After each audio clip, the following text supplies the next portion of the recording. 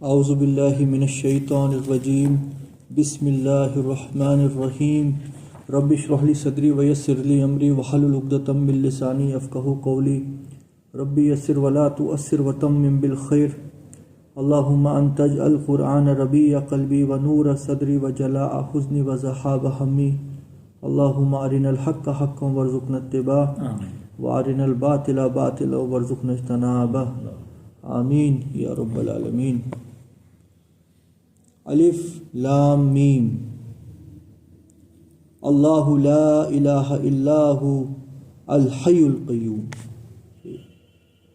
اللہ سبحانہ وتعالیٰ ہی اکیلا پوری کائنات کا مالک ہے، جس کے سوا کوئی معبود نہیں، اور وہ ہمیشہ زندہ اور ہمیشہ قائم ہستی ہے۔ وہی ہے ایک کہ جو ہمیشگی سے ہمیشگی تک ہے۔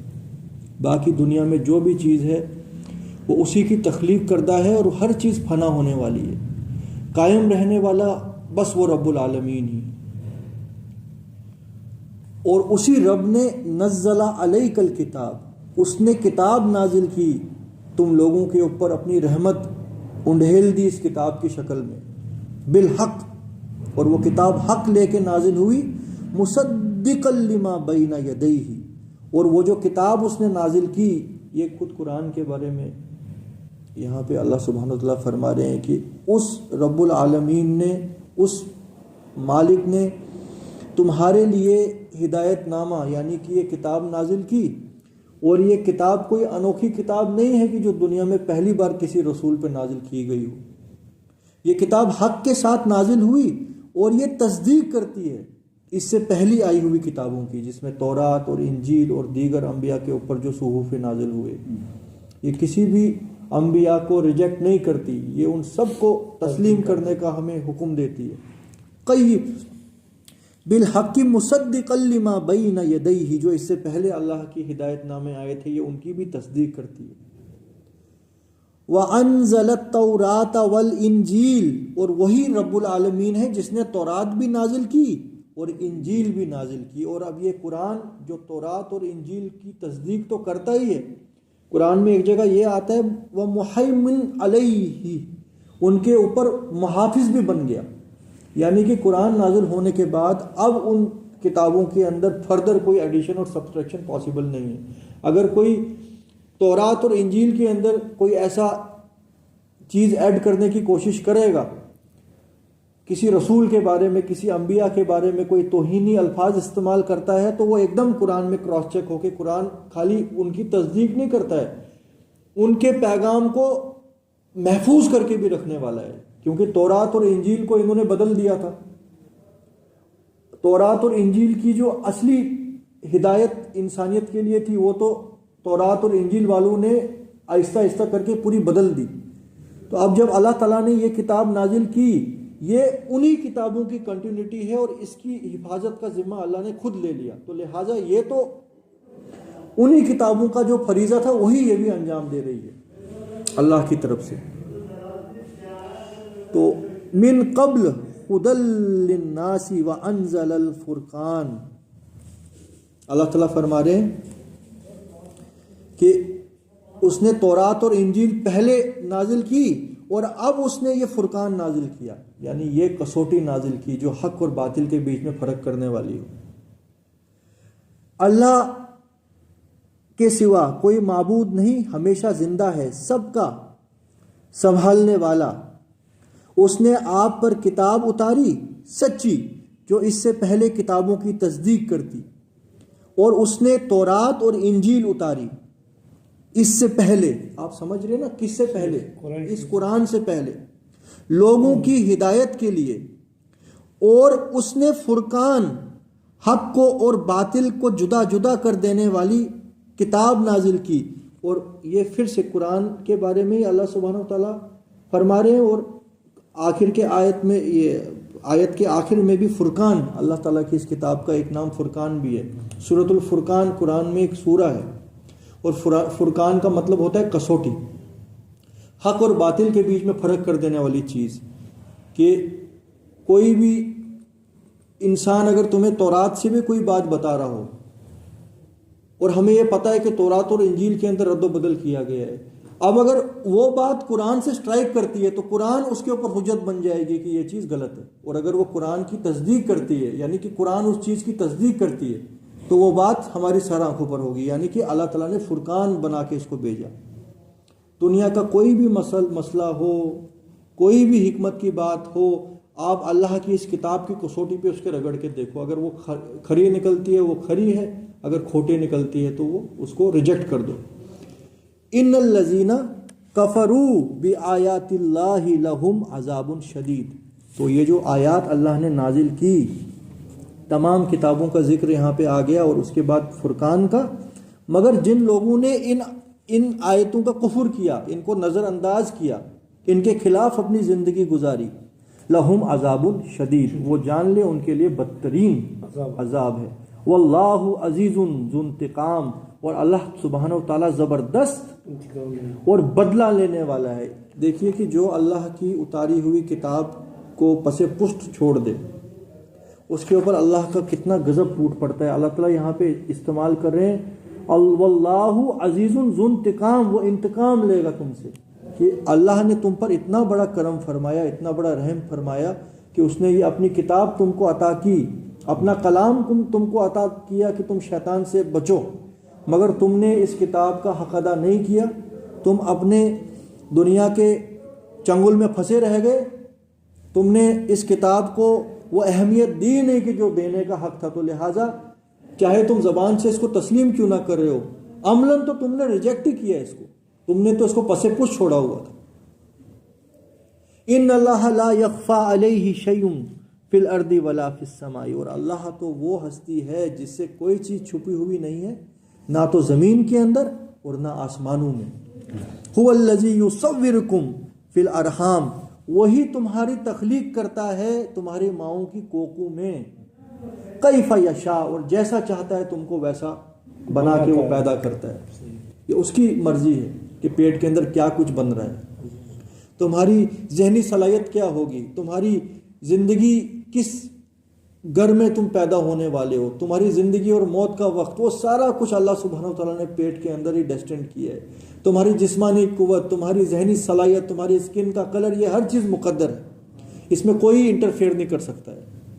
فی الارحام کیف یشاء لا الہ الا هو العزیز الحکیم، اس کے سوا کوئی خدا نہیں، کوئی معبود نہیں، وہ زبردست اور حکمت والا ہے، اس کا ہر کام حکمت والا ہے۔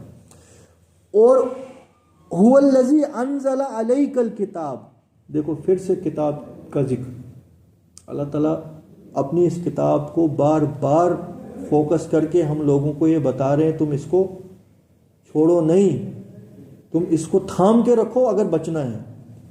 مگر یہاں پہ جو آیت یہاں فرمائی ہے تھوڑی سی غور طلب ہے، اچھے سے اس کو دماغ میں ہمیں اتارنا پڑے گا کہ یہ کیا کہا جا رہا ہے۔ هو الذی انزل علیک الکتاب، وہی تو ہے جس نے اے نبی تمہارے اوپر کتاب نازل کی۔ یہ خطاب نبی صلی اللہ علیہ وسلم سے ہو رہا ہے پرائمریلی، اس کے بعد تمام انسانیت سے ہو رہا ہے، جو قرآن کے مخاطب ہیں، پیغام نبی صلی اللہ علیہ وسلم کے ذریعے سب کو دیا جا رہا ہے کہ وہی تو ہے جس نے تم پر کتاب نازل کی۔ اب یہ کتاب کیا ہے، اس کتاب کے اندر کیا کچھ ہے؟ منہ آیات محکمات، اس کے اندر اللہ کی نشانیاں ہیں اور اللہ کی آیتیں ہیں جو بالکل محکم ہیں، پختہ، کلیئر کٹ اللہ کے جو حکم ہیں، یعنی ایسی چیز ہے کہ جو تمہارے سامنے پرووڈ ہیں۔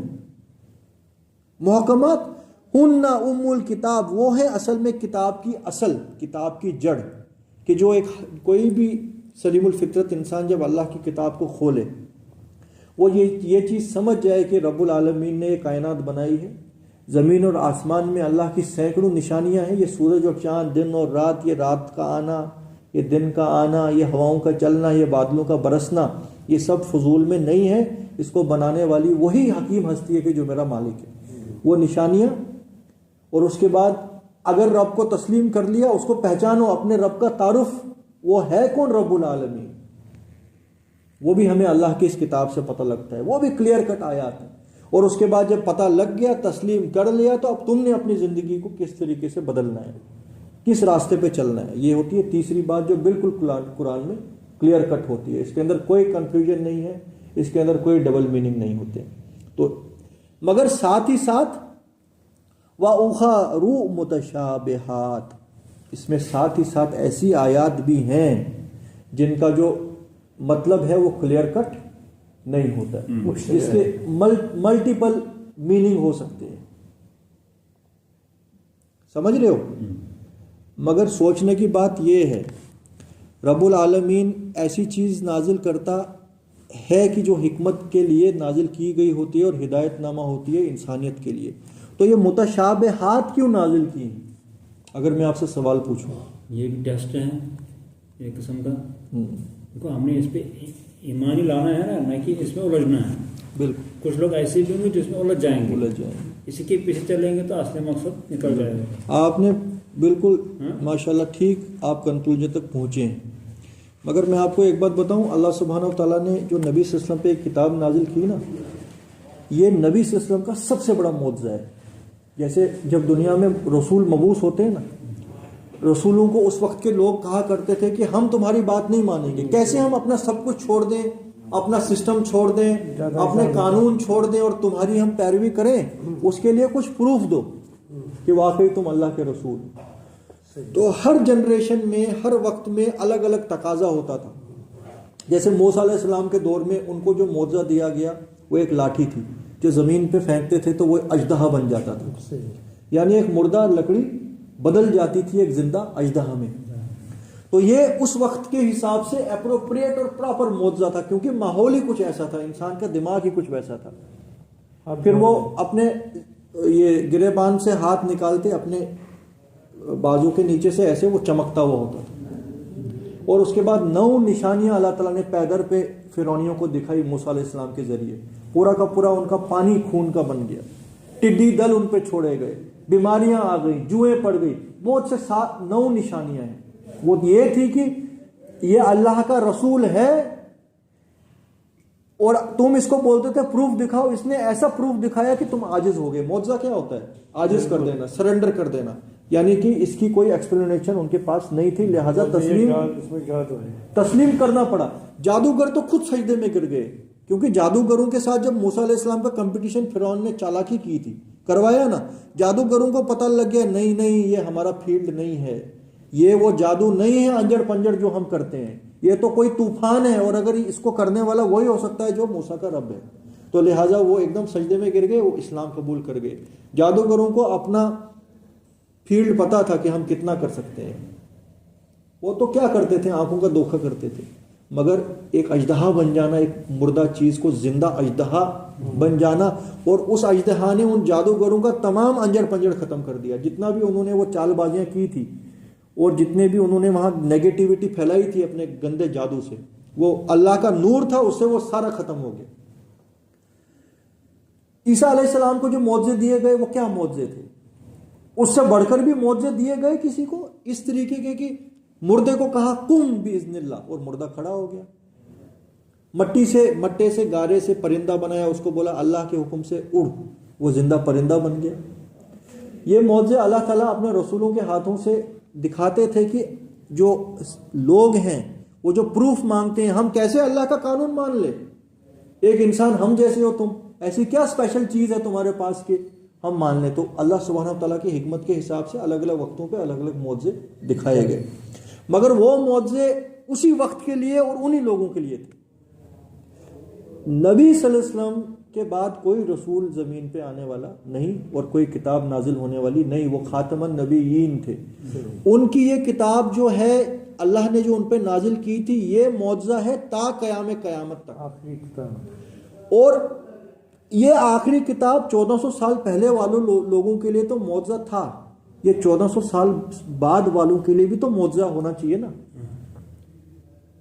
آپ مجھے ایک بات بتائیے، قرآن میں سورۃ الانبیاء میں ایک آیت ہے، اللہ تعالیٰ فرما رہے ہیں کہ کیا یہ لوگ دیکھتے نہیں ہیں کہ زمین اور آسمان جڑے ہوئے تھے اور ہم نے ان کو پھاڑ کے الگ کیا، اور ہم نے ہر زندہ شے کو پانی سے پیدا کیا۔ یہ بگ بینگ تھیوری جو آج ریسرچ کرتے ہیں، یہ کہ زمین پہلے ایک کچھ پوائنٹ تھا وہ پھٹ گیا تو وہیں سے سب وجود میں آیا، تو اللہ تعالیٰ 1400 سال پہلے جب یہ بات فرما رہے ہیں، کیا یہ دیکھتے نہیں ہیں کہ زمین اور آسمان یکجا تھے، جڑے ہوئے تھے، جمے ہوئے تھے؟ فَفَتَقْنَاهَا، ہم نے پھاڑ کے اس کو الگ کیا، اور ہم نے ہر زندہ چیز پانی سے بنائی۔ کوئی سوچ سکتا تھا 1400 سال پہلے کہ ایک انسان کا سیل اور جتنے بھی جیوت پرانی ہیں وہ سب سیلوں سے بنے، اور سیل جو ہے 70 سے 80% پانی ہوتا ہے، سائٹوپلازم. پھر فرمایا اور ہم نے زمین میں گاڑ دیے پہاڑ تاکہ وہ زمین کو بیلنس کریں، سٹیبلائز کریں، ورنہ یہ زمین ڈھلک پڑتی، امبیلنس ہو جاتی. کون سوچ سکتا تھا 1400 سال پہلے کہ زمین کے اندر سٹیبلائزیشن ایفیکٹ ہے؟ نہیں نہ سوچ سکتے تھے.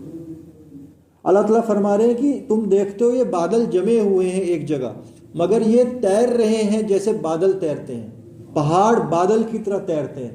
کوئی سوچ سکتا تھا 1400 سال پہلے کہ پہاڑ بادل کی طرح تیرتے ہیں؟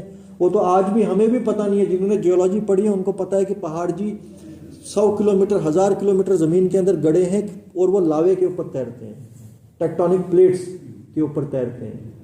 یہ ساری آیتیں ابو بکر صدیق کے لیے کیا تھی؟ متشابہات تھی نا. کس کو پتا ہوتا ہے ریسرچ پیٹ کے اندر بچہ کیسے بنتا ہے، مضغہ پھر علقہ پھر وہ ساری سٹیج ہیں. اس وقت وہ کون سی بائنوکولر لگا کے دیکھتے کہ یہ کیا ہے. اللہ تعالیٰ فرماتے ہیں ہم نے 2 دریا ملائے، ایک کا پانی میٹھا اور پینے لائق، ایک کا بالکل کڑوا اور نمکدار، مگر ان کے بیچ میں ہم نے ایک بیریئر برزخ رکھ دیا، وہ پانی اس کو کراس نہیں کر سکتا. تو یہ بیریئر کے بارے میں 1400 سال پہلے کس نے بولا، کیسے بولا؟ اس وقت جو بھی صحابہ تھے ان کا ایمان ہم سے سینکڑوں گنا اوپر تھا، مگر ان کے لیے یہ آیات جو تھی متشابہات تھی، ان کا میننگ ان کے لیے انڈرسٹینڈنگ. سوچنے کی بات یہ ہے ابو بکر صدیق کی ایگزامپل آپ لوگ، ان کو بتایا گیا کہ جب جو ہے یہ پہاڑ جو ہیں یہ بادل کی طرح تیر رہے ہیں، انہوں نے تسلیم کیا ہے باری تعالیٰ میرا دماغ نہیں سمجھ پایا اس بات کو، مگر جو تو نے بولا ہوگا وہ برحق ہے، تسلیم کیا انہوں نے. یہ اس وقت کے لوگوں کی لمیٹیشن تھی کہ کچھ آیتیں ان کو سمجھ نہیں آتی تھی، یہ ان کا اپنا ٹائم تھا، اتنی جو ریسرچ تھی ان کی نہیں تھی، مگر جو ایمان والے تھے انہوں نے اللہ کی آیات کو تسلیم کر لیا. یعنی کہ قرآن میں ہمیشہ ایسی آیتیں موجود رہیں گی کہ جو ایک وقت کے لوگوں کے لیے کلیئر نہیں ہوں گی. تو کیونکہ یہ اللہ کا معجزہ ہے. آج جب جدید تعلیم یافتہ لوگوں جو بولیں گے جی ہم قرآن کو نہیں مانتے، اللہ کا کلام ہے، ان کو ہم بولیں گے تو ہمیں یہ بتاؤ 1400 سال پہلے کس نے بولا ہوگا زمین اور آسمان جڑے ہوئے تھے، اور پھر بگ بینگ جو تم آج ریسرچ کرتے ہو یہ ہوا ہوگا، اور کس نے سیل کے اندر جھانک کے دیکھا ہوگا کہ یہ پانی سے بھرا ہے، اور کس نے یہ کہا ہوگا کہ پہاڑ بادلوں کی طرح تیرتے ہیں اور پہاڑوں کی وجہ سے زمین تھمی ہوئی ہے. آپ چیک کر سکتے ہو کہ اسٹیبلائزیشن ایفیکٹ آف ماؤنٹینس کیا ہے. اگر زمین میں پہاڑ گڑے نہ ہوتے، اور کہا ہے کہ میکوں کی طرح گاڑ دیے، ورنہ ان کو لے کے انسانوں کو لے کے دلک اٹھتی، امبیلنس ہو جاتی. جو زلزلے آتے ہیں کبھی امبیلنس ہوتا ہے. آپ میری بات سمجھنے کی کوشش کر رہے ہیں کہ یہ متشابہات آیات اس انسان کی اپنے دماغ کی لمیٹیشن کی وجہ سے ہوتی ہیں. مگر آخری آج اب ان لوگوں کو جب آپ یہ آیتیں بتاؤ گے، یا تو ان کو پھر تسلیم کرنا پڑے گا یہ اللہ کا کلام ہے، یا تکبر کرنا پڑے گا، یا بولیں گے یار بائی چانس آیا ہوگا یہ بات، تو کفر کر لیا. مگر اللہ نے تو معجزہ تو رکھ لیا نا ان کے لیے، یہ معجزہ ہے ان کے لیے. عاجز ہو جاؤ، اب عاجز ہو گئے تو مانو پھر اللہ کے احکام کیا ہیں. یہ ہے مقصد متشابہات. اللہ تعالیٰ کا کوئی بھی کام حکمت کے بغیر نہیں ہوتا ہے.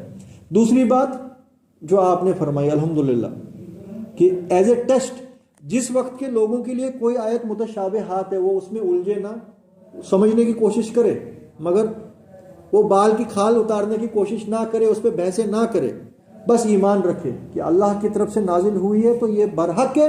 میرے دماغ کی کمزوری ہے کہ میں ابھی اس کو سمجھ نہیں پا رہا ہوں، جو کہ حضرت ابو بکر صدیق اور ان کے جیسے سب نے کیا. ورنہ اس وقت اگر کسی کے دل کے اندر میل ہو، ایسے ایسے منافق بھی بعد میں آئے جو مذاق اڑاتے تھے قرآن کا. اچھا، اب بہت سی ایسی آیتیں ہیں جو اس وقت متشابہات تھی، آج ان کا میننگ کلیئر ہو گیا، اور ابھی بھی کچھ ایسی ہیں جو متشابہات ہیں، وہ آگے جا کے کلیئر ہوگا. اور کچھ ایسی آیتیں ہیں جو پچھلے زمانوں کی ہیں، وہ ہم لوگوں کے لیے متشابہات ہیں. ہمیں کیا پتا کہ داؤد علیہ السلام کے دور میں جو یہ شیاطین اور یہ سب سلسلے تھے کس طریقے سے تھے. تو اللہ تعالیٰ نے داؤد علیہ السلام کے ہاتھ میں تمام شیاطین جن رکھ دیے، ہے کہ نہیں؟ یعنی ہم لوگوں کا بھی ویسا ہی امتحان ہے بالکل کہ جو ان لوگوں کے لیے تھا. ان کے لیے جو امتحان تھا وہ آگے جانے والوں کے لیے معجزہ تھا، اور جو ہمارے لیے امتحان ہے وہ ان لوگوں کے لیے معجزہ تھا. اللہ تعالیٰ کی یہ حکمت ہے، یہ اس طریقے سے اللہ تعالیٰ نے اپنے اس کلام کو ڈیزائن کیا. هو الذی انزل علیک الکتاب، وہی تو ہے جس نے یہ کتاب تم پہ نازل کی، منہ آیات محکمات، جس کے اندر آیات ہیں بالکل کلیئر کٹ، جس کا میننگ واضح ہے. ہن ام الکتاب، اصل میں یہ ہے کتاب کی جڑ. ام الکتاب، کتاب کی اصل ماں یہ ہے، یعنی کہ ایک انسان اپنے رب کو پہچان لے، اپنے رب کی معرفت حاصل کرے، اسی کو مشکل کشا اور حاجت روا سمجھے، اور یہ عقیدہ اس کے دل میں گڑ جائے کہ اس کی مرضی کے بنا میرا بال بھی کوئی بیکا نہیں کر سکتا، وہی میرا خالق اور وہی میرا مالک ہے، وہی میرا رازق ہے. یہ کر کے اس کے بعد اس کا جو حکم ہے ہم نے کرنا کیا ہے. سود سے بچنے کا حکم ہے کہ سود ایسا گناہ ہے کہ جس کے برابر کوئی گناہ نہیں ہے. دنیا پرستی سے بچنے کا حکم ہے کہ تمہاری صبح شام کی جو محنتیں وہ دنیا میں کھپ کے رہ گئی اور تم ٹکرے مار کے یہ سمجھتے ہو کہ ہم یہ طوفان کر رہے ہیں. اللہ تعالیٰ فرماتے ہیں لیکون الناس بالقسط، ہم نے رسول اس لیے بھیجے کہ انسانیت عدل اور انصاف کے اوپر قائم ہو جائے. ہم نے رسول اس لیے بھیجے کہ ان اقیم الدین، کہ اللہ تعالیٰ کا یہ حق کا دین جو ہے اس کو قائم کر کے دکھاؤ. نمازیں پڑھ کے ٹکرے مارنے کے لیے وہ تھوڑی مقصد تھا. وہ تو اگر مقصد ہوتا پھر کسی رسول کو دھکے نہیں پڑے ہوتے، کسی صحابہ کو آگ کے اوپر تپایا نہیں گیا ہوتا، اگر اپنے اپنے گھروں میں تسبیح پکڑنی ہوتی اور وہ سب چیزیں کرنی ہوتی. تو اللہ تعالیٰ کے جو حکم ہیں، اللہ کو اگر پہچان لیا تو اب کرنا کیا ہے. قرآن میں آیت ہے وَمَن لَّمْ يَحْكُم بِمَا أَنزَلَ اللَّهُ فَأُولَٰئِكَ هُمُ الْكَافِرُونَ، کہ جو اللہ کی اتاری ہوئی اس کتاب کے حساب سے فیصلے نہیں کرتے، اس کو لاگو نہیں کرتے، وہی کافر ہیں. چاہے نام عبد الرحمن ہو، ہیں وہ سارے عبد الشیطان. نبی صلی اللہ علیہ وسلم نے فرمایا تحسو عبد الدینار و عبد الدرہم، درہم اور دینار یعنی پیسوں کا غلام ہلاک ہو جائے جس کی زندگی کا ایک ہی مقصد ہے میں کیسے زیادہ سے زیادہ مال جمع کروں. قرآن میں ومل حیات الدنیا الا متاع الغرور، دنیا کی زندگی سوائے دھوکے کے کچھ نہیں ہے. مگر کیا ہم سمجھتے ہیں دھوکہ ہے دنیا کی زندگی کی؟ ہماری صبح و شام دن رات کی محنتیں تو بس اسی میں کھپ کے رہ گئی ہیں کہ کیسے دنیا میں زیادہ سے زیادہ سر و سامان جمع کریں. تو لہٰذا کیا ہم اللہ کی کتاب کا حق ادا کر رہے ہیں؟ اس کو پڑھنا، رٹا لگانا، یہ نہیں اللہ پڑھنا ہے کہ اللہ پڑھنا ہے. مین مقصد ہے کہ جو اللہ کا حکم ہے اگر یقین نہیں ہے تو اس کو غلط ثابت کرو، اور اس کو غلط ثابت کرنے کے چکر میں پوری زندگیاں لوگوں نے لگا دی، مگر اس کا ایک نقطہ بھی وہ غلط ثابت نہیں کر پائے. یقین نہیں ہے تو پھر جواب دو. یہ معجزے جو اللہ نے اس میں فرمائے ہیں یہ جدید سائنٹیفک ریسرچ والی باتیں، یہ کیسے 1400 سال پہلے پتہ لگی جو آج بھی پتہ نہیں ابھی لگ رہی ہے؟ اگر جواب نہیں ہے تو پھر یہ نہیں کہو کہ ہم بڑے ریشنلسٹ قسم کے لوگ ہیں، ہم جی وہی مانیں گے جو ہمیں نظر آتا ہے. اس کا جواب دو. تسلیم، یا دو ہی چیزیں، یا تسلیم کرو یا تکبر کرو. اگر تکبر کرتے ہو تو ٹھیک ہے، دلو دلالم بعیدہ، دفع ہو جاؤ. اگر تسلیم کرنے کا دعویٰ کرتے ہو پھر اس کے حکموں کو نافذ کیوں نہیں کرتے؟ تو اگر کوئی پروف مانگتا ہے تو پڑھو پروف اس کے اندر کہ زمین اور آسمان کے اندر سینکڑوں نشانیاں ہیں اللہ کو پہچاننے کے لیے. یہ ڈائریکٹ چیلنج کرتی ہے اللہ کی کتاب ایک انسان کو. یہ تو رسول کا، نبی صلی اللہ علیہ وسلم کا سب سے بڑا معجزہ ہے، اور اسی شکل میں ہے جیسے تب تھا آج بھی اسی شکل میں موجود ہے. سمجھ رہے ہو؟ تو اس کو فالو نہیں کرتے ہو تو پھر اس کو ریجیکٹ کرنے کی کوشش کرو، اور پھر ایک مسلمان تم سے سوال پوچھے گا کہ 1400 سال پہلے یہ باتیں کس نے کہی، اس کا جواب دو. تو بس پھر یہ ہے کہ ایروگینٹ ہو اگر پھر بھی نہیں مانتے، متکبر ہو تو متکبروں کا ٹھکانہ جہنم ہے. تو جو دعویٰ کرتے ہیں ماننے کا وہ بھی ٹھوک بجا کے دیکھ لیں اس کتاب کو. اگر واقعی اللہ کی کتاب یہ ہے تو نافذ کیوں نہیں کرتے ہو؟ اگر کہا جاتا ہے کہ وَمَلْ حَيَاتُ الدُّنْيَا إِلَّا مَتَاعُ الْغُرُورِ، دنیا کی زندگی سوائے دھوکے کے کچھ نہیں ہے، تمہاری صبح و شام کی محنت کیوں پھر دنیا میں فنا ہو رہی ہے؟ آپ سمجھ رہے ہیں میری بات؟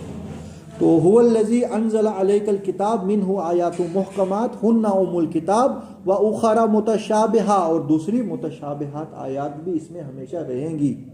فَأَمَّا الَّذِينَ فِي قُلُوبِهِمْ زَيْغٌ جن کے دلوں کے اندر گندگی ہوتی ہے، میل ہوتی ہے، فَيَتَّبِعُونَ مَا تَشَابَهَ وہ انہی متشابہات چیزوں کے پیچھے لگ جاتے ہیں،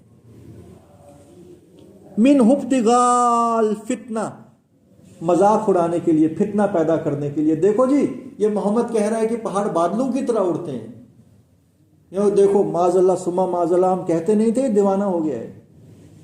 تمہیں نظر آتا ہے کہ پہاڑ بادلوں کی طرح اڑتے ہیں، تیرتے ہیں، کرتے تھے نا یہی بھی، مگر جو حکم تھا امیر اور غریب ایک جیسے ہونے چاہیے۔ اللہ نے ہر ماں کے پیٹ میں اولاد آزاد پیدا کی ہے، تم ان کو غلام نہیں بنا سکتے۔ ہر انسان کی بنیادی ضرورتیں پوری ہونی چاہیے، ایسا نہ ہو کہ جوتیاں پٹکارتے پھرے وہ ایک کولو کا بیل بن جائے۔ ایسا سسٹم لاؤ اکنامک کہ ہر انسان کی بنیادی ضرورتوں کی کفالت کرو۔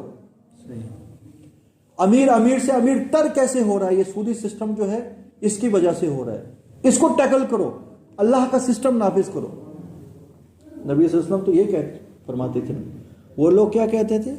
ارے معاذ اللہ ثم معاذ اللہ، ہم کہتے نہیں تھے یہ محمد دیوانہ ہو گیا، یہ کہتا ہے جی انسان پانی سے بنا ہے، یہ کہتا ہے جی زمین میں یہ فلانے پہاڑ جو ہیں یہ میخوں کی طرح گڑے ہوئے ہیں۔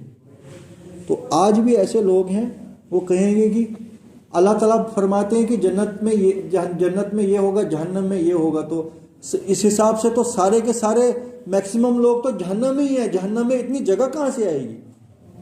ہے کہ نہیں؟ آدھے تو بولتے ہیں سارے ہیرو ہیروئن بھی جہنم میں ہوں گے تو ہم بھی انہی کے ساتھ چلیں گے، سب سے اچھی جگہ تو معاذ اللہ سے مذاق اڑانے کے لیے کہتے ہیں۔ تو مگر وہ فتنہ تلاش کرتے ہیں، وابتغاء تعویل، اس کو غلط تعویلیں کرنے کی کوشش کرتے ہیں۔ وما يعلم تعویلہ الا اللہ، مگر اس کی تعویل اس وقت بس اللہ ہی جانتا ہے کہ اللہ نے کیا نازل کیا۔ اور رہے اللہ کے بندے، وہ کیا کہتے ہیں ان آیتوں کے بارے میں؟ وَالرَّاسِخُونَ فِي الْعِلْمِ، وہ لوگ کہ جو علم کے اندر بہت مضبوط ہیں وہی کہتے ہیں یقولون آمنا بی، ارے ہم تو اس کے اوپر ایمان لائے، سمجھ آئے یا نہ آئے یہ ہمارے دماغ کی کمزوری ہے، ہم تو اس پر ایمان لائے۔ کل من عند ربنا، یہ سارا ہی قرآن ہمارے رب کی طرف سے ہے۔ وما یذکر الا اولو الالباب، اور نصیحت تو بس وہی پکڑتے جو دانشور لوگ ہوتے ہیں، جو عقل مند لوگ ہوتے ہیں۔ یہ عقل مند لوگ وہ والے نہیں ہیں جو ڈبل پی ایچ ڈیاں دنیا میں کریں، یہ عقل مند لوگ ہیں۔ اسی سورہ کے آخر میں آیا ہے کہ ان فی خلق السماوات والارض واختلاف اللیل والنہار لآیات لأولی الالباب، بے شک آسمان اور زمین کی تخلیق میں، دن اور رات کے ہیر پھیر میں بہت بڑی بڑی اللہ کی نشانیاں ہیں، مگر کن کے لیے؟ اولو الالباب، جو دانشور اور عقل مند لوگ ہیں۔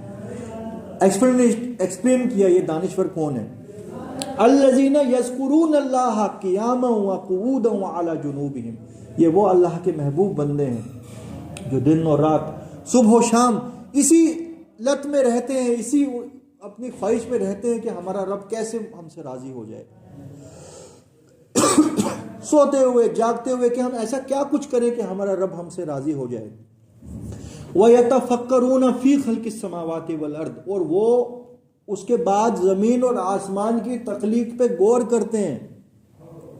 ربنا ما خلقت ھذا باطلا، جب سورج اور چاند دن اور رات کو وہ دیکھتے ہیں ان کی دل سے یہ آواز نکلتی ہے کہ اے پروردگار یہ نظام اپنے آپ پیدا نہیں ہو سکتا ہے، یہ اس کو پیدا کرنے والا یہ حکیم ہستی ہمارا رب العالمین ہے، تو سبحانک فقینا عذاب النار۔ تو جس طریقے سے یہ زمین اور آسمان، یہ دن اور رات، یہ سورج اور چاند ہزاروں سالوں سے تیرے حکم سے ایک ہی لائٹ پھینک رہے ہیں، ایک ہی فریکوینسی پھینک رہے ہیں، بیلنس کے ساتھ چل رہے ہیں، ایک ردی برابر لاکھوں سالوں میں سورج کی انٹینسٹی میں فرق نہیں آیا۔ ایک بلب بھی جو انسان لگاتا ہے نا وہ خود مینٹین نہیں ہو سکتا ہے، تو اتنا بڑا بھاری برکم آگ کا گولا اس کو کون مینٹین کرتا ہے؟ پھر ان کے دل سے یہ آواز نکلتی ہے ربنا ما خلقت ھذا باطلا، اے میرے پروردگار یہ سب فضول نہیں ہے، یہ کوئی مذاق کے طور پر تو نے کوئی کھیل تماشا نہیں کیا، ایک مقصد کے لیے کیا ہے، تو فقینا عذاب النار، تو جس طرح سے یہ سب کچھ حق ہے اسی طرح سے تیرا وہ عذاب بھی حق ہوگا، تو ہمیں اس عذاب سے محفوظ کر۔ سبحان اللہ و بحمدہ، سبحان اللہ العظیم۔ اللہم صلی اللہ سیدنا محمد وعلی آل سیدنا محمد کما صلیت علی ابراہیم وعلی آل ابراہیم انک حمید مجید لا الہ الا انت سبحانک انی کنت من الظالمین ربنا لا تزغ قلوبنا بعد اذ ہدیتنا وہب لنا من لدنک رحمہ انک انت الوہاب لا الہ الا انت سبحانک انی کنت من الظالمین سبحان اللہ وبحمدہ سبحان اللہ العظیم وصدق المرسلین والحمد للہ رب العالمین.